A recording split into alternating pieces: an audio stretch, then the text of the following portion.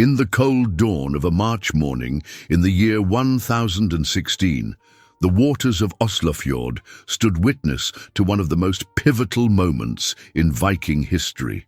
The scene was set at Nesjar, along the southeastern coast of Norway, a place where the steep fjords meet the open sea, creating a natural arena for what would become a legendary confrontation. As the morning mist began to lift from the dark, frigid waters, two fleets emerged through the haze, their dragon-headed ships cutting through the waves with determination. The landscape around them was rugged and unforgiving. Towering cliffs on one side, the vast, merciless North Sea on the other. This harsh beauty of the Norwegian coastline would soon become the backdrop for a clash that would echo through the centuries.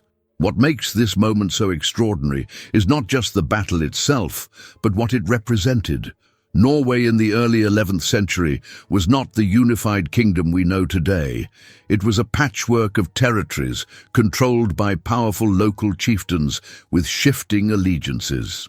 The Danish kings had long exerted influence over these lands, ruling through appointed earls who maintained the old ways and traditional power structures. The waters of Nesjar held strategic importance. Controlling this coastline meant controlling vital trade routes that connected Norway to the rest of the Viking world. Ships laden with timber, furs, and other valuable Norse goods regularly passed through these waters on their way to distant markets. Whoever commanded Nesjar commanded Norway's connection to wealth and power. You who witnessed the ships gathering that morning could have imagined how profoundly this single encounter would reshape the destiny of an entire nation. As the warriors prepared for battle, checking their shields and sharpening their swords, they were not merely fighting for territorial control, they were participating in a moment that would mark the beginning of Norway's journey toward becoming a unified Christian kingdom. The wind carried the sounds of war preparations across the fjord, the creak of oars, the commands of captains, the prayers of men who knew they might soon meet their end. In the distance, snow-capped mountains stood in silent observation of the human drama unfolding in their shadow, a drama that would forever change the course of Nordic history. On one side of this momentous conflict stood Olaf Haraldsson, a man whose life story reads like something from a saga. Born into the traditions of the Viking world, Olaf had spent his youth as many Norse warriors did, raiding and fighting across the seas. By the age of 12, he had already embarked on his first Viking expedition, learning the ways of combat and leadership that would serve him throughout his remarkable life. Olaf had made his name and fortune through daring raids along the coasts of England. The English knew him well and feared him. Stories tell of his tactical brilliance and ferocity in battle, but it was during these campaigns abroad that something extraordinary happened to the young Viking warrior. He encountered Christianity and embraced it with the same passion he brought to everything else in his life. When Olaf returned to Norwegian shores in the year 1015, he was a changed man. No longer just a warrior seeking glory and plunder, he now carried a vision that was revolutionary for his time: to unite the fragmented territories of Norway under a single crown, his crown, and to bring his people under the banner of the Christian faith. Standing against this ambitious newcomer was Svein Hakonarson, the Jarl of Norway. Svein was no ordinary opponent.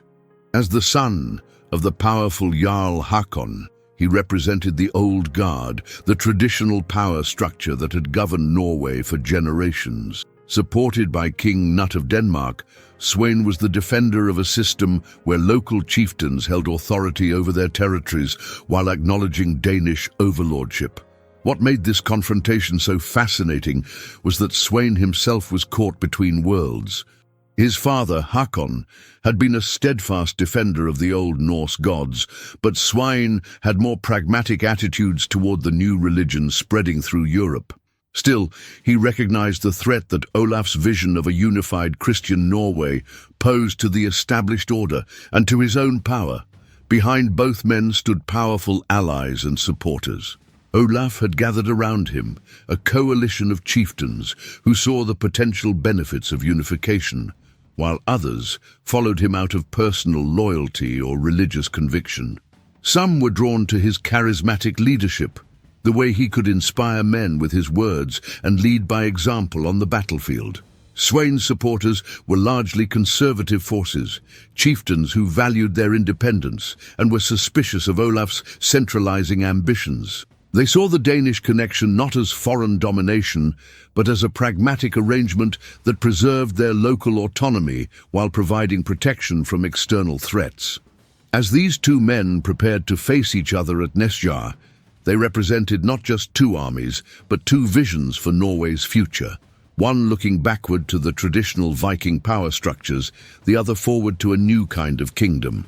The battle would determine not just who would rule, but what kind of nation Norway would become. The Battle of Nesjar wasn't merely a clash of ships and swords on that fateful March morning. It was the physical manifestation of profound forces that were reshaping the Norse world. To understand the true significance of what happened at Nesjar, we need to look beyond the battlefield to the deeper currents that were pulling Norway in two different directions. At its heart, this conflict represented a pivotal moment in the age-old story of societal transformation. The tension between tradition and change, between the established order and a new vision.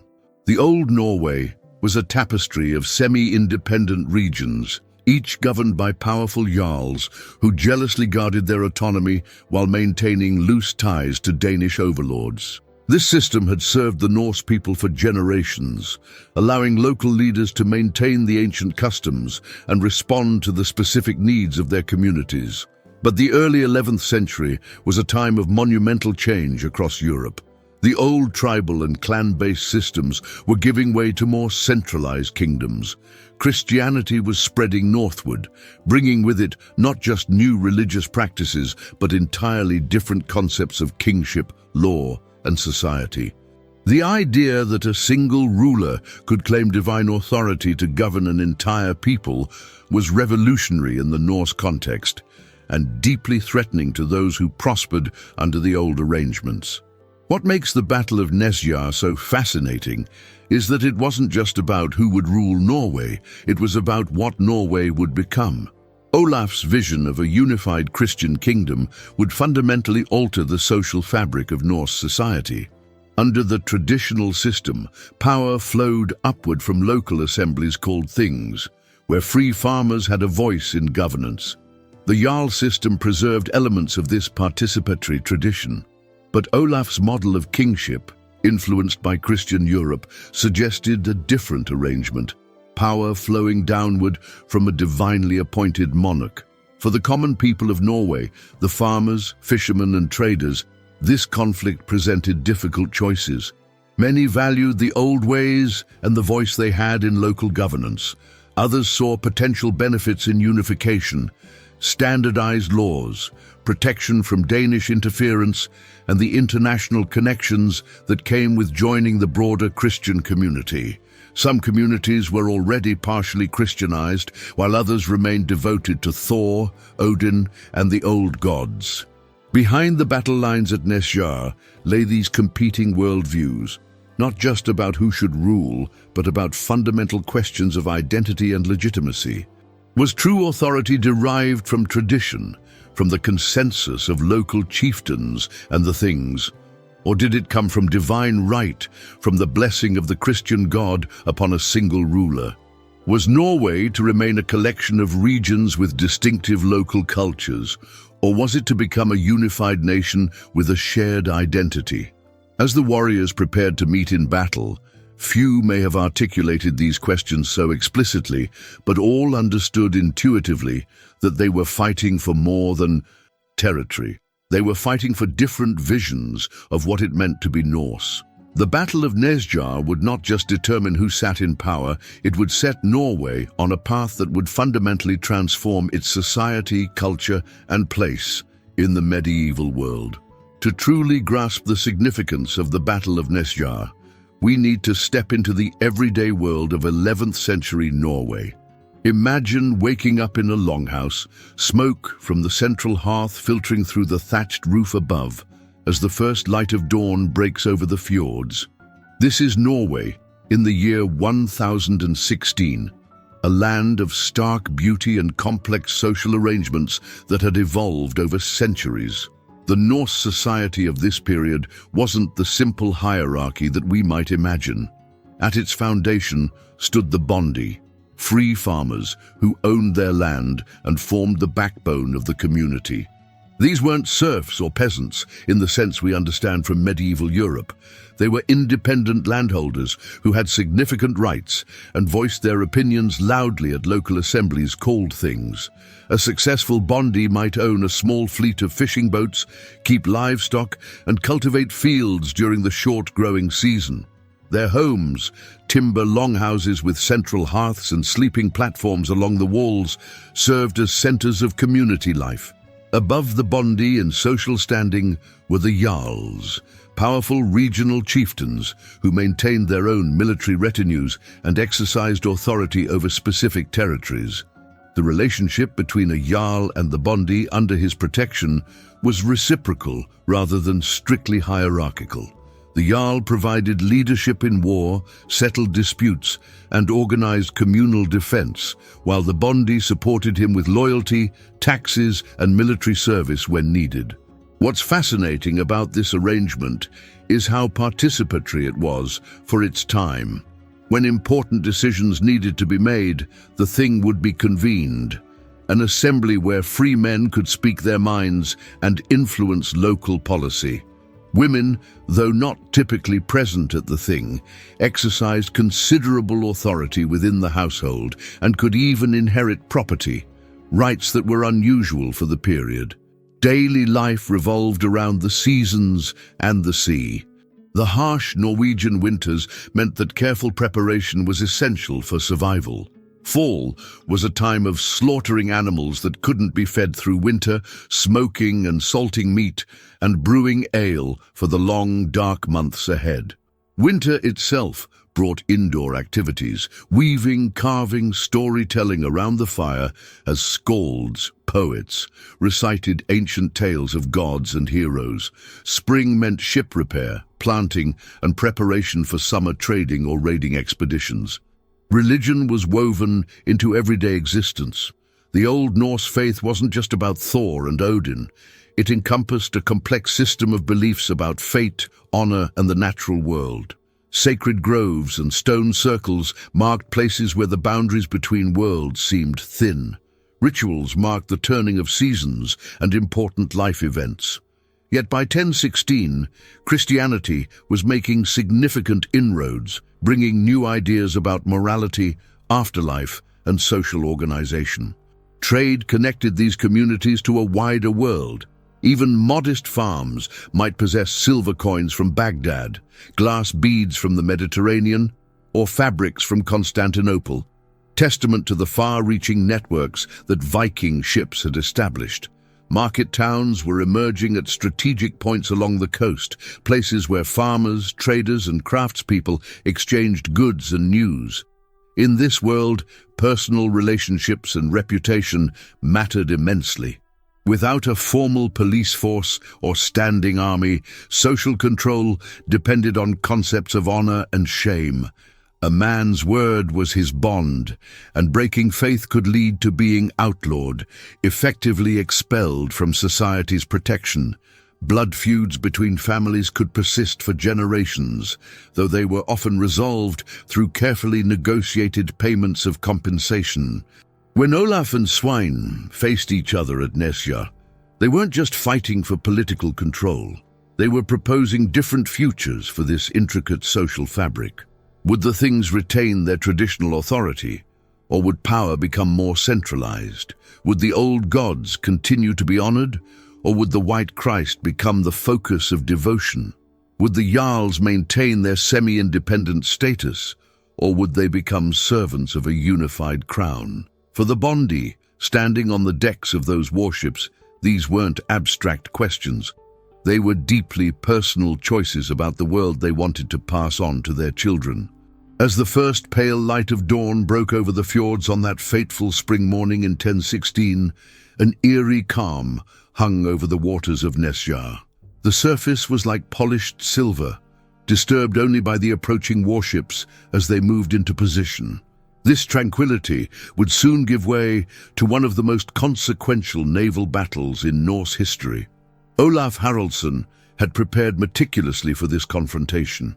His flagship, the magnificent Karlhöfti, meaning Karl's head, stood proudly at the center of his battle line. This wasn't just any ship.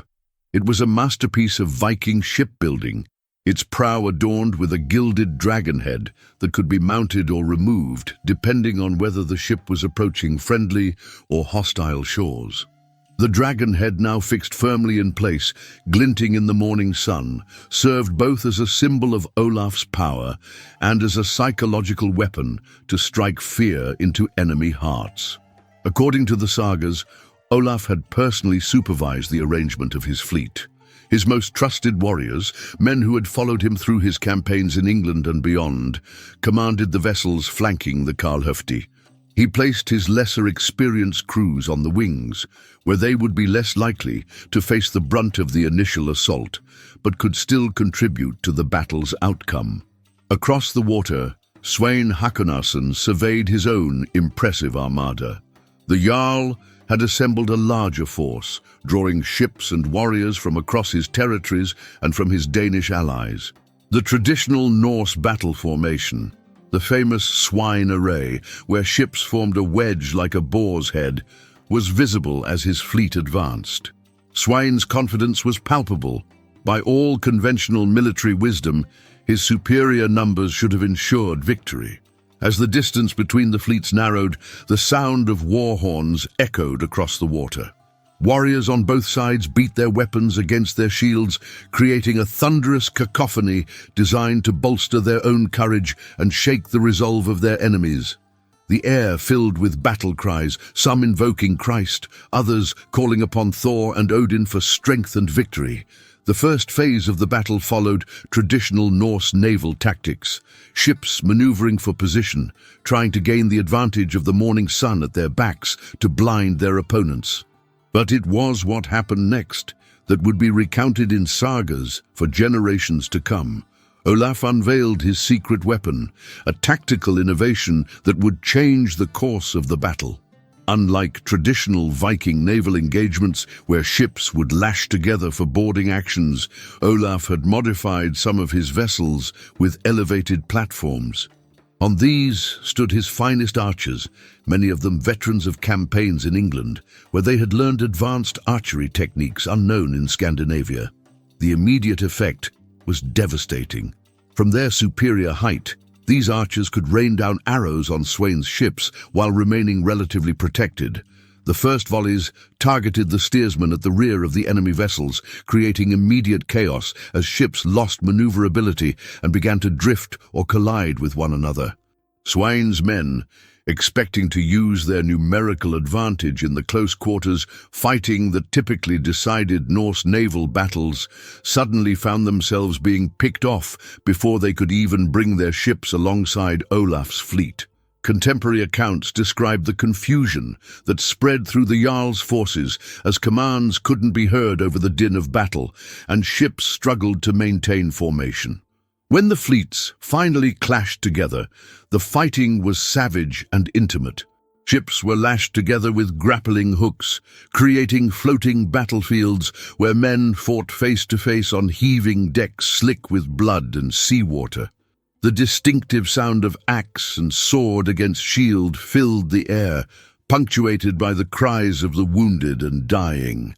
In the heart of the fighting, Olaf himself was a whirlwind of action. The sagas tell us he wore a distinctive gilt helmet and a red shield emblazoned with a golden lion, making him visible to friend and foe alike. Far from commanding from the rear, he fought in the thickest press, inspiring his men with his personal courage and skill at arms. One particularly dramatic moment, recorded by the skald Sigvat Thordarson, who was present at the battle, describes Olaf leaping from his own ship onto Swein's vessel, leading a boarding party that carved a path of destruction across the enemy deck.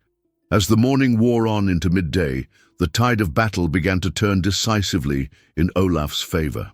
Sweyn's larger but less disciplined force began to fragment. Individual ship commanders, seeing the battle going against them and lacking central coordination, began to withdraw from the fight. What had begun as a cohesive fleet action devolved into a series of isolated ship-to-ship combats, precisely the situation that favored Olaf's better-trained warriors. The decisive moment came when Sweyn's own ship was surrounded. Though he fought valiantly, the Jarl recognized the battle was lost. In a dramatic escape that would itself become legendary, Sweyn and a handful of his closest men cut the grappling lines, broke free from the encirclement, and fled the battlefield, leaving the remainder of his fleet to surrender or scatter.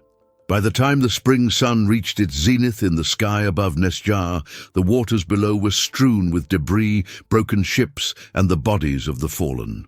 Olaf Haraldsson stood victorious on the blood-soaked deck of the Karlhöfti, having taken the first crucial step toward his vision of a unified Norway.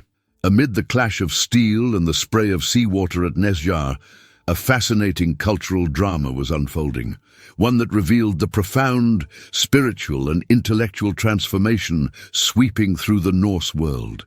As warriors on both sides prepared for battle, the air filled with sounds that captured this moment of transition. Some men pounded their shields and chanted ancient battle hymns to Thor, god of thunder and protector of warriors, while others knelt in prayer to the White Christ, seeking his blessing before combat. This wasn't merely a political or military conflict, it was a battle being fought at a unique cultural crossroads. The early 11th century marked perhaps the most significant intellectual transition in Norse history, as the old polytheistic worldview, with its emphasis on fate, honor, and warrior virtues, began to intermingle with and gradually give way to Christian theology and its very different moral framework. On Olaf's ships, many warriors wore crosses alongside their Thor's hammer amulets. This wasn't seen as contradictory. In the pragmatic Norse mindset, it made sense to seek protection from all possible divine sources when facing death. Some of Olaf's men had been baptized during their travels abroad, while others were recent converts who still understood Christianity through the lens of their traditional beliefs. They might view Christ as simply a powerful new god, one particularly helpful for kings and those seeking victory in battle. The cultural synthesis was evident in the battle cries that echoed across the waters, the traditional Norse call of "Tyre with us," invoking the god of war and justice, mingled with shouts of "God and Saint Michael," revealing how warriors were incorporating elements of Christian militant saints into their battle traditions. Some of Olaf's men carried banners displaying the cross alongside traditional symbols like ravens and wolves. Even the poetic traditions reflected this merging of worlds. Aboard both fleets were skalds, specialized poet historians whose role was to observe and later commemorate the battle in verse. These master wordsmiths were already beginning to adapt their traditional meter and imagery to incorporate Christian elements.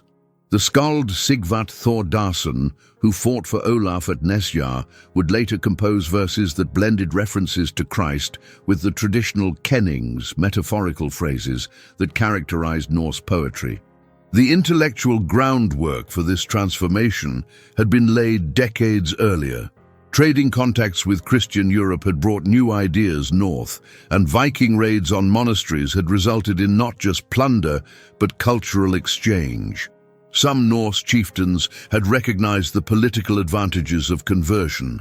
Christian kingdoms were more likely to trade with fellow Christians, and the church offered literacy, administrative expertise, and connection to a wider European civilization. What makes the Battle of Nesjar so culturally significant is that it occurred at precisely the tipping point of this transformation. Just 20 years earlier, Norway had been predominantly pagan. Within 50 years after Nesjar, it would be officially Christian. The men fighting on those ships were the generation caught between worlds. Many had grown up with the old gods, but would die invoking Christ. This cultural transition was especially evident in concepts of leadership and authority. The traditional Norse chieftain derived legitimacy from personal prowess, generosity to followers, and success in acquiring and distributing wealth. His relationship with his warriors was based on reciprocal loyalty. He provided feasting, gifts, and opportunities for glory. They provided military service.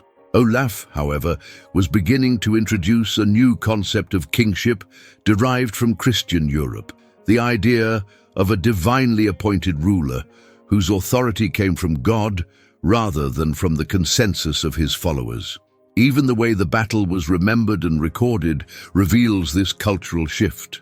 Initial accounts were preserved in the oral traditions of the Skalds, with their strict meters designed for memorization. But within a century, the story of Nesjar would be recorded in Latin by Christian monks, and later still would be incorporated into the great Norse sagas written in the 13th century, texts that blended historical fact with literary embellishment. The intellectual transformation extended to law and ethics as well. Traditional Norse legal codes emphasized compensation for wrongs and maintaining social harmony. Christian law, with its concepts of sin and divine judgment, introduced new ideas about intention, forgiveness, and absolute moral standards. The warriors at Nesjar were operating between these systems, fighting according to traditional Norse martial values while beginning to interpret their actions within a Christian moral framework. Perhaps most poignantly, attitudes toward death itself were in flux. The traditional Norse warrior hoped for a glorious end that would be remembered in song, perhaps leading to an afterlife in Valhalla among fellow chosen warriors. The Christian promise of heaven, based on faith and moral conduct, rather than battle prowess, represented a profound shift in how these men faced their mortality on the blood-soaked decks of Nesjar. The ripples from Olaf's victory at Nesjar spread far beyond the blood-stained waters of the Norwegian fjord. News of the battle traveled along the established trade routes and diplomatic channels of the medieval North, transforming what might have been a local power struggle into an event of international significance. In the great mead hall of Roskilde, King Nut of Denmark received the news with carefully concealed concern. Also known as Nut the Great, he was perhaps the most powerful ruler in northern Europe at the time, a man whose ambitions stretched far beyond Denmark's shores. By 1016, he had already conquered England and was building what historians would later call the North Sea Empire. Knut had supported Svein Hakonason as his proxy ruler in Norway, and Olaf's victory represented a significant setback to his geopolitical strategy. The Danish king was a shrewd politician who understood that the balance of power in Scandinavia had just shifted dramatically. With characteristic patience, he chose not to respond immediately to Olaf's victory. Instead, he focused on consolidating his rule in England, knowing that the struggle for Norway was far from over. Court records from the time reveal that Knut began quietly offering generous terms to Norwegian nobles who might be persuaded to oppose Olaf, planting the seeds for a later reconquest. What makes this international chess game so fascinating is that Knut, like Olaf, was a Christian king, but one who maintained much stronger ties to the old Norse power structures. He presented himself differently depending on his audience. To English clerics, he was a devoted Christian monarch. To his Danish and Norwegian followers, he emphasized his connection to traditional authority. This calculated duality allowed him to bridge worlds in ways that Olaf, with his more transformative vision, could not always manage. Meanwhile, in the stone chambers of Rome, news of Olaf's victory was received with cautious optimism. The Catholic Church had long dreamed of bringing the northern lands fully into Christendom. Pope Benedict VIII, who had ascended to the papal throne just 4 years earlier, recognized in Olaf a potential champion for the faith in a region where Christianity still competed with the old gods. The church's interest in the north wasn't purely spiritual, it was also strategic and political.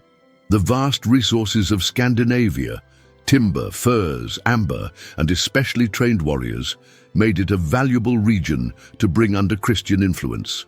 Moreover, converting the Viking lands would secure the northern frontier of Christendom and potentially end centuries of raids on Christian territories. Shortly after Nesjar, papal emissaries bearing gifts and letters began the long journey north to Olaf's court.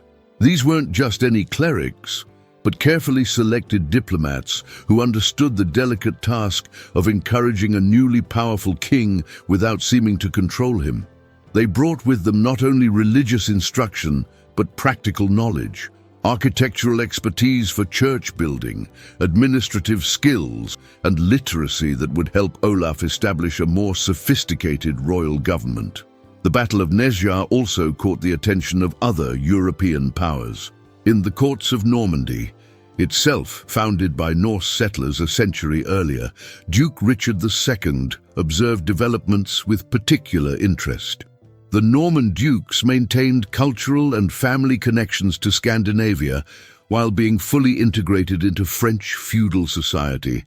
They represented a possible model for the transformation Olaf was attempting to bring to Norway. Even more distant rulers took note. The Holy Roman Emperor, Henry II, fighting his own battles against pagan Slavic tribes on his eastern borders, saw potential value in a Christian ally in the north. German merchants, already active in the Baltic trade, recognized that a unified Christian Norway might offer new commercial opportunities and greater safety for their trading vessels. English reactions to Olaf's rise were particularly complex. The Anglo-Saxon Chronicle records that King Edmund Ironside, who briefly ruled parts of England in 1016 before Knut's complete conquest, had considered seeking Norwegian aid against the Danes. After Edmund's defeat, some English nobles fled to Olaf's court, bringing with them administrative expertise and further strengthening the cultural connections between England and Norway. What's particularly intriguing about these international reactions is how they reveal the sophisticated diplomatic networks of the early 11th century. Despite the limitations of medieval communication, messages traveling by ship across stormy seas or by horseback through mountain passes, information flowed remarkably quickly. Within months of Nesjar, courts across Europe had adjusted their policies in response. For Olaf himself, these international dimensions presented both opportunities and challenges. The Church's support legitimized his rule and provided valuable expertise, but also came with expectations about religious reforms that might alienate traditionally minded Norwegians.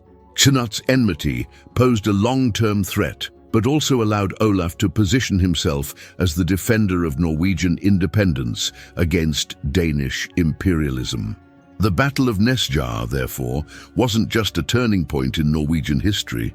It reconfigured the entire power balance of Northern Europe, setting in motion political currents that would shape the region for centuries to come. A single day of combat on a Norwegian fjord had become a pivotal moment in the grand drama of medieval European history. The Battle of Nesjar wasn't merely a fleeting moment of military triumph, it was the birth of a nation. When the waters of that Norwegian fjord settled and the last echoes of battle faded, something profound had changed. Olaf Haraldsson had accomplished what many thought impossible. He had taken the first decisive step toward unifying a fractured land and setting Norway on a new course that would define its identity for centuries to come. The immediate aftermath of the battle saw Olaf consolidate his position as king of a more unified Norway. Town by town, region by region, he extended his authority across the country, but his ambitions went far beyond political unification. Olaf envisioned a transformation of Norse society at its very foundations, a shift from the old ways to a new Christian kingdom integrated with the broader European civilization. This vision did not come easily. The years following Nesjar were filled with struggle as Olaf pushed forward with his program of Christianization. He oversaw the destruction of pagan shrines, banned ancient rituals, and built churches across Norway. For many Norwegians, especially in the more remote regions, these changes represented an assault on traditions that had defined their communities for generations. Resistance was inevitable and at times fierce. Perhaps Olaf's most enduring achievement was the introduction of a national legal code infused with Christian principles. The Law of St. Olaf, as it would later be known, created a framework for governance that moved Norway away from scattered tribal customs toward a more unified system of justice. This legal foundation would survive long after Olaf himself was gone. Yet history takes unexpected turns. By the year 1028, just 12 years after his triumph at Nesjar, Olaf found himself in exile. King Canute of Denmark had finally made his move, leveraging the resentment of nobles who chafed under Olaf's centralizing reforms. When Olaf returned in 1030 to reclaim his throne, he met a tragic end at the Battle of Stiklestad, cut down in the midst of the fighting. What happened next transformed Olaf from a controversial king into something far more powerful, a symbol. Reports of miracles at his burial site began to circulate. The very nobles who had opposed him in life now claimed to witness supernatural events associated with his remains. Within a year of his death, Olaf was being venerated as a martyr and saint, Norway's eternal king. In 1031, Olaf was officially canonized as St. Olaf, becoming not just the patron saint of Norway, but a unifying symbol for a nation still finding its identity. His feast day, July 29th, became a central celebration in Norwegian culture. Churches dedicated to St. Olaf sprang up not just across Norway, but throughout Scandinavia, England, and even as far as Constantinople. The Olaf that emerged in religious veneration was subtly different from the historical king. In the sagas and church traditions, he became the perfect Christian monarch, wise, just, and divinely guided. His complicated political maneuvers and sometimes harsh methods of conversion were smoothed away, leaving an idealized figure who had brought the light of faith to northern darkness. This transformation from controversial reformer to national saint served a crucial purpose in Norwegian history. It provided a powerful foundation myth for both the Norwegian monarchy and the Norwegian church. The concept of Norway as a unified Christian kingdom, Olaf's vision, became inseparable from Norwegian national identity, persisting even through the country's later unions with Denmark and Sweden. The legacy of Nesjar and Olaf's reign is written not just in historical texts, but in the physical landscape of Norway. The great Nidaros Cathedral in Trondheim, built over Olaf's burial site, became one of the most important pilgrimage destinations in medieval Northern Europe. Even today, thousands visit annually to connect with this foundational moment in Norwegian history.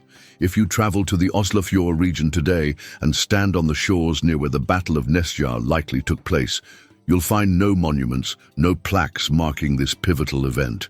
The waters reveal nothing of the blood spilled there 1,000 years ago.